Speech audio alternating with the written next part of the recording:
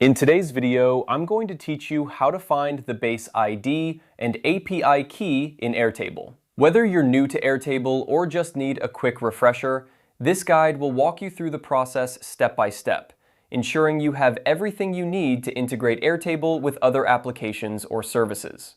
Let's start by navigating to the Airtable base. Open your web browser and go to the Airtable website. Once you're logged in, you'll see your dashboard. From here, select the base you wish to work with. The base is essentially a spreadsheet-like grid where all your data is organized. Clicking on the base will open it, and you'll be ready for the next step. Now, look to the lower left corner of your screen. You'll see a help icon, which is typically represented by a question mark or a similar symbol. Click on this icon. It's a handy tool that gives you access to various resources and documentation that can assist you as you work within Airtable. Once you've clicked on the help icon, a menu will appear. Here, you'll want to select the API documentation option. This will open a new window or tab in your browser, displaying comprehensive information about how you can interact with your data using the Airtable API. As you scroll through this documentation, pay close attention to the section labeled "The ID of this base is."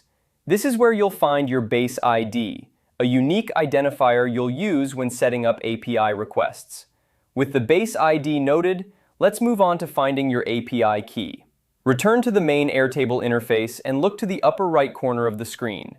Here, you'll see an option to open the base. Click on it. This action brings you back to the home interface of Airtable. Next, focus your attention on the top right corner of your screen once more. This time, click on your profile icon. This icon usually shows your initials or profile picture if you've set one up. Clicking it will reveal a drop-down menu. From this menu, select the Builder Hub.